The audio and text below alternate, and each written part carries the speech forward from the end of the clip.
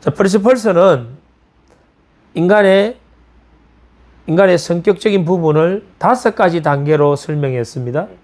5가지 단계. 첫 번째, 피상청. 두 번째, 공포청. 세 번째, 교차청. 네 번째, 뇌파청. 다섯 번째, 폭발청. 이 5가지 단계로 설명을 했는데, 마지막 폭발청이 됐을 때 우리는 건강한 상태가 되는 거예요. 그럼 그 앞에 나는 왜 지금 이러한 혼돈에서 벗어나지 못하고 계속 여기서 헤매고 있는가? 나는 여기 왜 계속 수렁에 빠져 있는가? 나는 여기에 계속 왜 발목 묶여 있는가? 오늘 이 수업 5가지 우리 성격의 단계를 이해하면 아, 내가 지금 이 단계에 빠져 있구나. 이 단계에서 내가 못 빠져나왔구나. 라는 게 이해가 돼요. 그럼 이제 하나씩 봅시다. 교재 81페이지를 한번 볼까요? 자, 피상청. 이건 일반적인 인간관계. 그래서 사회 활동 중에 처음 만나는 사람들과의 관계. 만남을 했지만 아직 깊은 어떤 그런 관계가 아닌 단계에서는 피상청에 머물고 있다.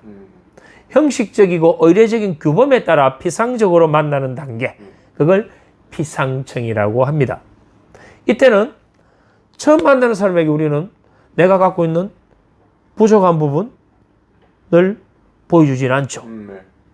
처음 연인을 만나는데 그 연인은 어떤 모습만 보여주고 싶은가요?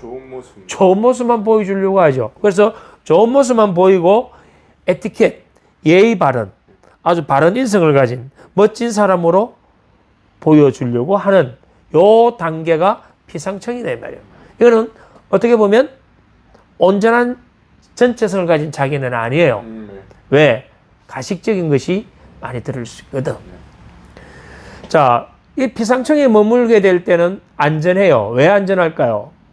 이 사람과 깊은 관계가 아니니까 나는 언제든지 그 사람과 단절할 수 있고 그 사람을 더 가까이 지내기 위해서 더 전진할 수도 있고 후퇴할 수도 있다. 그래서 이 안전을 추구하려는 회피적 동기를 갖고 있다 이 말이에요. 피상청은. 만약에 내가 오랫동안 알고 있는 사람인데도 그 사람과 피상청 이 단계에 있다면 뭐가? 관계에 문제가 있다 이 말이에요. 부부 간에도 이 피상청에 머물고 있는 사람이 있거든. 연인 간에도 이 피상청에 머물고 있는 사람이 있다 이 말입니다.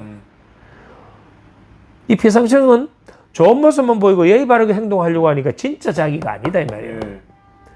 이것이 내사에 의해서 일어난 것이든 편향에 의해서 일어난 것이든 간에 이건 문제가 있는 것이에요. 우리가 사회생활을 하는 데는 당연히 피상청이 필요하죠. 사회의 어떤 적응 능력, 커뮤니케이션을 위해서는 이 피상청 단계가 필요하다. 그러나 이 피상청은 다음 단계로 가기 위한 하나의 적응 단계지. 계속 내가 이 사람을 만나는데 내 좋은 모습만 보여줘야 되고 내 나쁜 모습을 들키면 안 되고 그러다면 나는 불안해야 되고 긴장해야 되는데 가짜 자기로서 계속 살아야 되는데 이게 피상청이다. 피상청에 대한 개념이 잡혀있죠. 이게 무조건 나쁘게 보는 건 아니에요. 다음 단계로 한번 가볼까요? 공포청이에요. 이름을 이렇게 붙여놓은 겁니다. 이건 뭐냐면 부모나 권위자, 주변 사람들의 어떤 기대 역할에 따라 행동하며 살아가는 것이니까 이 단계도 온전한 자기 자신이 아니죠. 그래서 이 단계로 계속 머물러 있을 때는 자기 상실을 겪게 됩니다. 이게 뭐 착한 아이 이런 거잖아요. 예. 이건 환경에 적응하기 위해서 자신의 욕구를 뭐 해야 될까요? 억압 못하고 그걸 밖으로 드러내면 혼이 나거나 부정적인 어떤 그런 걸 처벌을 받게 되니까 억압해서 내 자신의 상태를 안정적인 상태로 만드는 이 단계가 공포청이에요. 억압했다는 건 내가 더 이상 그런 위험 상황에 노출 안 하기 위해서 억압한 거예요, 이게. 결국 이거는 뭐냐면 온전한 내가 아니고 주변의 요구와 기대에 의해서 하는 것이니까 이건 연기를 하는 거예요. 저번 수업에 한번 말씀드렸죠. 누나와 동생이 있는데 아빠 엄마가 맞벌이를 해요. 맞벌이를 하는데 아빠 엄마가 아침에 일찍 가서 오후 늦게 오니까 집안 살림을 누나가 다 한다 이 말이에요. 동생도 누나가 다 보는 거예요. 그래서 아빠 엄마가 항상 그 누나에게 네가 있어서 정말 다행이야. 네가 있기 때문에 엄마 아빠는 밖에서 열심히 일할 수 있고 돈을 벌 수 있어. 네가 없었다면 어땠을까 하면서 누나에게 계속 보상을 주는 거예요. 네. 그럼 누나는 거기에 계속 강화가 되겠죠. 예. 그러면서 아버지가 어머니가 원하는 것이 이거구나. 예. 그 부모의 요구와 기대에 부합하는 자기 자신으로 만드는 거예요. 예. 근데 자기도 친구들하고 뛰어놀고 싶고 다른 뭔가 다른 걸 하고 싶은 게 있는데 좀 자유롭고 싶은 것도 있는데 그런 것들을 뭐 해버린다? 억압해버린다. 억압해버리고 그러한 모범적인 행동을 하는 연기를 계속하고 있는 것이다. 그럼 이건 뭔가요? 참자기가 아닌 가짜 자기죠. 이걸 우리는 아까 이야기한 착한 아이 컴플렉스라는 게 바로 이런 거예요. 근데 중요한 건 이러한 연기를 계속 반복하다 보면 우리 뇌가 뭔가요? 착각의 챔피언인가요? 별명이? 맞아요. 그것이 역할 행동에 의한 연기라 하더라도 그것이 계속 반복되어 버리고 피드백이 계속 들어오는 순간 이제 자신의 그 역할 행동인 연기가 진짜가 돼버리는 거예요. 그럼 그 진짜는 진짜가 아니다 이 말이에요. 예. 뭔가요? 가짜 진짜다 이 말이에요. 그 가짜 진짜를 진짜 자기로 착각을 해버린다. 진짜 자기로 착각을 해버린다. 그러면 진짜 자기로 착각했지만 자기 안에는 진화와 가화가 서로 때로는 역할 분담을 하지만 예. 이게 성장 과정에서 계속 꿈틀꿈틀거리니까 이건 해결됐나요? 해결되지 않았나요? 해결되지 않았어요. 지난 해결 안 된 상태에서 미해결된 게 계속 쌓이게 되는 거죠. 그래서 이러한 현상들이 대부분 내사에 의해서 일어나는 것이죠. 내사가 뭐였나요? 부모님이나 이런 다른 사람의 가치관을 응. 내 가치관인 것처럼 생각하는 거. 그거 가짜잖아. 가짜적인. 가짜죠. 진정한 자기를 만나는 것을 두려워하는데 이게 내사 때문에 일어난다. 네. 내사 때문에. 이런 성격 단계에 머물러 있게 되면 자기 상실이잖아. 자기 상실은 결국 자기 실현이 좌절되죠. 그러면 아주 신경증에 걸리기 쉬운 상태로 되어버린다. 신경증에. 그리고 남이 자신을 어떻게 볼까 초점이 맞춰 행동한다라는 게 뭐냐면 그동안 자신의 이 역할 행동이 누구에 의해서, 남에 의해서, 그것이 부모였다 해도 남이거든. 남에 의해서 내가 어떻게 보면 조건 형성된 것이에요.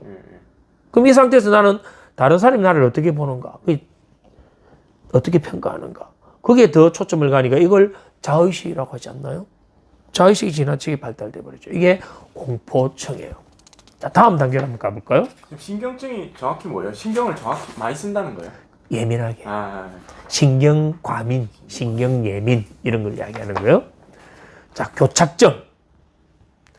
자, 이제 성격 단계가 이제 피상청에서 공포증, 이제 교착증까지 온 거예요. 자, 교착증은 그 앞에 공포증에서 했던 역할 연기를 이제 그만두는 거예요. 근데 완전히 그만둔 것이 아니고 그만두고 자립하려고 하는데 문제는 내사돼 있잖아. 그럼 내사된 걸 통째로 빼내면 어떻게 될까? 위험하죠. 그때 뭐냐면 공포를 느낀다 이 말이에요. 이 교착증에서 완전히 내가 역할 연기를 그만두고 자립을 해버리면 되는데 그 자립을 하는 그 과정에서 내가 벗어나려고는 하는데 뭐를 느낀다? 공포를 느낀다. 그래서 교착증이 된 말이에요. 자립 능력이 생기지 않는 상태죠, 아직은. 이때 뭐냐면 혼돈을 느끼는 거예요. 내 혼자 지금 자립했을 때 나는 구멍이 뻥 뚫려 있는 상태이기 때문에 공포를 느끼는 단계가 되는 거예요. 그래서 공포를 느끼지 않으려고 이 교착적 단계를 의도적으로 회피해 버리니까 공포 쪽으로 다시 돌아가 버린다 이 말이에요. 이해가 되죠? 그래서 이 단계에서는 막다른 골목 체험이 일어난다. 이게 뭐냐면 그걸 공포 체험이라고 하는 거예요. 그럼 이 상태에서는 심각한 어떤 그런 공포감, 허탈감, 공허감 이런 것들을 이제 느끼게 되죠. 그렇기 때문에 이 과정에 만약에 내담자가 있다면 상담사는 뭘 해줘야 되냐면 지지를 해줘야 되고 함께 응원해줘야 된다. 그렇다 하더라도 우리는 이 과정을 거쳐야 된다. 이 과정을 거치면서 혼동과 당황, 두려움 등을 수용하면서 직시하고 직면할 때 그 안에 갇혀있는 자기 자신의 경계가 열릴 수 있다. 그래야만이 다음 단계로 넘어간다 이 말입니다. 그럼 다음 단계가 뭔가 한번 볼까요? 내파층이에요. 자, 앞에서 이제 경계가 열린다 했잖아요. 자, 경계가 열리면 이제 억압되었던 것들이 분출되겠죠. 근데 여기서 잘 보세요. 경계가 열려서 억압하고 차단했던 욕구나 감정을 뭐 한다? 알아차린다. 그런데 알아차리는데 이걸 폭발시켜야 되잖아. 밖을 드러내야 되잖아. 드러내면 상황이 안 좋아지니까 다른 사람이 고통스러워할 수도 있고 내가 힘들 수도 있으니까 그러한 타인에게 하고 싶은 것을 나에게 대신하는 걸 뭐라고 했나요? 반전시켜 버리는 거예요. 아, 처벌에 대한 두려움 때문에 감정을 억제한다. 억제했는데 상처를 줄까 봐서 내가 저 사람에게 이 말을 하면 저 사람이 너무 힘들어할 거야. 내가 사실은 저 사람에게 당신이 이런 것 때문에 내가 당신이 그거 틀린 거예요. 당신이 그것 때문에 내가 힘들어요. 하고 이야기를 해야 되는데 그걸 해서 저 사람이 상처받을까 봐서 내게 반전시켜 버렸다. 그러면 상처를 주고 봐서 감정을 억제했으니까 상대에 대한 그런 공격성이 어디로 향했나요? 나에게 돌아와서 나를 비난해 버렸으니까 이 단계에서는 반전 행동이 이제 나타나는 거예요. 반전이 얼마나 심각한 건 우리가 앞 수업에서 했죠. 이게 내파층이다. 자, 다음 이제 폭발층이에요. 폭발층은 감정과 욕구를 억압하지 않고 뭐 한다? 접촉해서 표현한다. 자, 여기 이제 중요해요. 자, 교재를 보세요. 강한 게스탈트를 형성하여 접촉을 뭐 한다? 완결시킨다. 두 번째 뭐예요? 미해결된 과제도 정경으로 떠올려 해결한다. 자, 미해결된 과제. 우리가 모든 과제가 다 해결되는 건 아니다 이 말이에요. 그것들이 여기에 걸려 있을 수도 있다. 그런데 이 폭발층의 성격 단계가 되면 그런 것들조차도 끄집어 올려서 합리화시키거나 미화시키거나 어떤 편집해서라도 그걸 해결해 버린다. 그러면 배경으로 내려가는 게 반드시 미해결된 과제가 100% 해결돼서 내려가는 건 아닐 수도 있다. 그 이야기예요. 이해가 되죠? 그럼 우리는 심리적 장애는 결국 뭐냐면 억압에 의해서 나타났잖아. 억압에. 그 억압된 거를 참았던 분노를 폭발시키면 그것이 밖으로 배출돼 버렸으니까 더 이상 그게 내 안에 없다 이 말이에요. 그래서 크게 웃는 행동을 하거나 몸으로 뭔가 표현하는 것. 그래서 이런 훈련을 하는데 웃음 치료라는 이야기 들어보셨나요? 그런 것들도 도움이 된다 이 말이에요. 저번에 여기에서 우리 반전의 치료나 우리 앞에 접촉 경계 혼란에서 오는 그런 우리 치유 방법들 쭉 했었잖아요. 거기에 뭐 춤도 나오고 무용도 나오고 운동도 다양하게 나오잖아요. 그래서 이 온몸으로 표출하기도 한다. 이 단계는. 감정 기복을 겪으며 정신과 신체의 통합을 경험한다. 자, 우리의 삶이 딱 내가 원하는 대로 주어지는 환경은 없어요. 다른 사람들도 그렇고. 그러면 우리의 이 마음은 항상 이렇게 되는 거예요. 올라갔다가 내려갔다가. 이걸 뭐라고 하냐면 감정 기복이라고 하는 거예요. 이게 있기 때문에 우리는 사람이에요. 이게 있기 때문에 우리의 이성과 감정이 서로 조율하고 균형을 맞춰가는 거예요. 감정 기복을 겪는다는 말이 그 말이에요.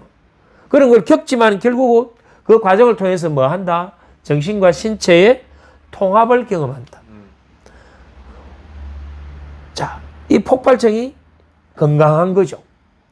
근데 이 폭발성 성격 단계에 가는 데 있어서 그것을 계속 방해했던 뭔가가 있었다 이 말입니다. 그것이 대부분 부모에서 이루어졌다라는 거고. 자기 자신이 그걸 선택한 건 많이 없죠. 그러나 이미 시간이 지나고 내가 어른이 되었다면 과거에 그 원인이 부모였던 어떤 권위자였던 관계없이 지금 그것을 수용하고 그것을 내 안에 만든 선택을 한 건 자기 자신이거든.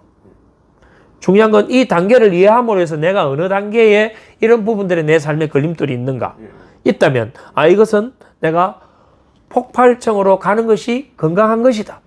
그러면 우리가 화를 낸다는 건 건강하다. 웃을 수 있는 것도 건강하다. 눈물을 흘릴 수 있는 것도 건강하다. 자, 그렇다면 본인을 한번 보세요. 본인은 지금 끊임없이 본인의 그런 과거의 관념적인 것이었던 지금 현재의 실존에서 지금 여기서 느끼는 감정이든 그걸 몇이 말로 표출하고 있거든. 표현하고 있다. 그럼 본인의 지금 성격 단계는 어떻게 보면 폭발증에 있다. 폭발증에 있으면서도 아직도 그 앞에 단계에 머물고 있는 것도 있다. 그럼 본인이 이제 상담할 때도 그런 부분들을 참조해야 돼요. 딱 선을 꺼서 무조건 요 단계에만 있다라는 게 아니에요. 우리 요 5가지를 이해함으로 해서 사람의 성격 단계를 좀 더 객관적으로 입체적으로 전체성으로 이해할 수 있게 되었습니다.